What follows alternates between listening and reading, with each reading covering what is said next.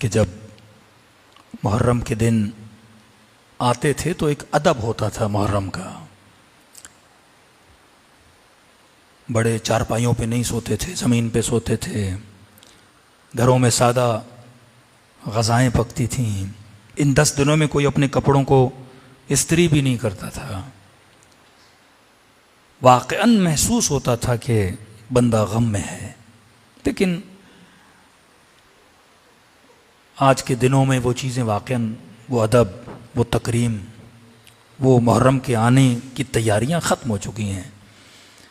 Artificial तैयारियां बहुत की जाती हैं, लेकिन वाक़अन वो गम, वो कैफियत जो इंसान के वजूद में नज़र आए कि बंदा पहली मुहर्रम को ऑफिस भी जाए ना तो 10 लोग पूछें भाई खैरियत तो है, घर में किसी का इंतकाल तो नहीं हुआ, तो ये बोले नहीं किसी का इंतकाल नहीं हुआ, नबी का नवासा करबला में प्यासा मारा गया। और ये भी नहीं कि हमारे बुज़ुर्गों ने ये चीज़ें खुद से बनाई, नहीं, वाक़अन मिलता है सीरत अहले बैत में। कहते मुहर्रम के दिन आने को होते थे तो इमाम रज़ा की कैफियत बदल जाती थी। सर से इमामा उतारते थे, पाँवों से जूतियां उतारते थे, बाजार में जाते थे, लोग दौड़े दौड़े आते थे। फर्जंद रसूल, घर में किसी का इंतकाल हो गया, बच्चे खैरियत से हैं, कहते थे हाँ सब खैरियत। फर्जंद रसूल, फिर ये हाल क्यों बनाया आपने? अमामा सर पे नहीं है, जूतियां पांवों में नहीं है। फरमाते करबला में मेरे जद हुसैन को बेकफन मारा गया।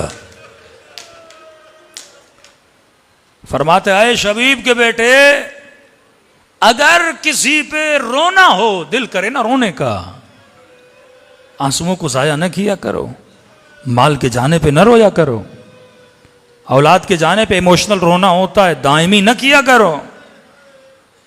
अगर किसी पे रोने का दिल करे तो मेरे जद हुसैन पे रोया करो। फिर अगला जुमला बड़ा सख्त था, फरमाया ऐसे मेरे जद को मारा गया जैसे इस भेड़ को ज़बह किया जाता है।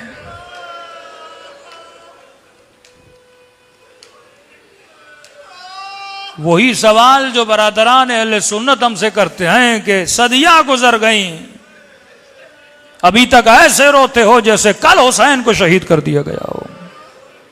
यही सवाल इमाम रज़ा से भी हुआ। फर्जंद रसूल, साल हा गुजर गए। फरमाया अगर हम करबला को ऐसे न मनाते तो जिस तरह तुम गदीर को भूल गए, तुम करबला को भूल जाते। कितना मुअम्मा बना हुआ है उम्मत में कि शिया कहते हैं बीबी शहीद हुई जनाब सैयदा, नबी की बेटी। कहते नहीं, ये शियों की बनाई हुई कहानियां हैं, शहीद नहीं हुई। क्योंकि उस तरीके से सैयदा का गम न मनाया गया, उस जमाने से लेकर लोग भूल गए। गदीर को न मनाया गया, लोग भूल गए। इमाम रज़ा फरमाते हैं अब कहा कि हुसैन का गम हम भूलने नहीं देंगे।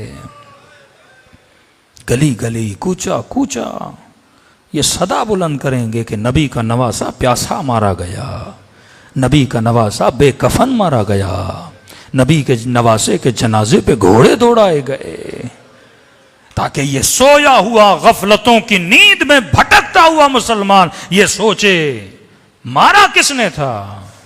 मुसलमानों ने। फासला कितना था? 50-60 साल का। ऐसा क्या हुआ कि उम्मत इतनी मुर्दा हो गई कि अपने नबी के नवासे को कत्ल करने लगी।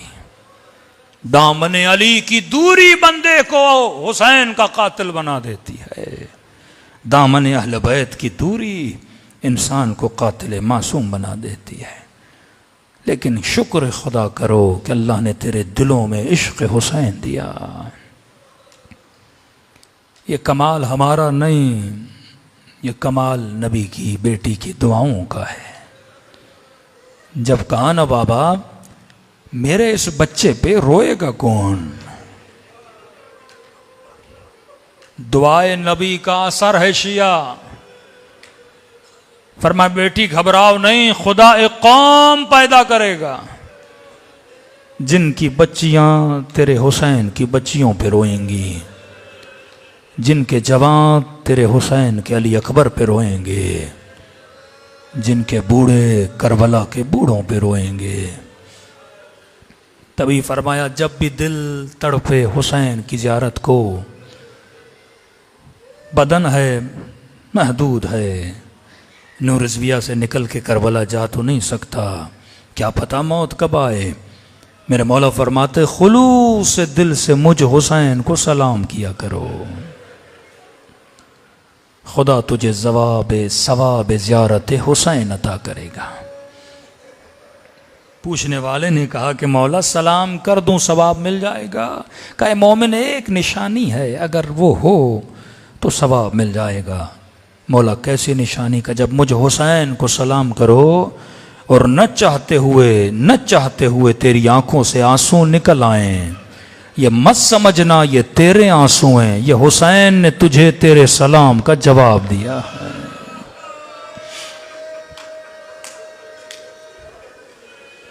और मेरे छठे इमाम फरमाते आए मोमिन, अभी जाकिर ने मसाए पढ़े नहीं, तू रोया नहीं, तू रोना चाहता है। फरमाया तुम सब के सरों के पीछे मेरी दादी जहरा खड़ी हो जाती,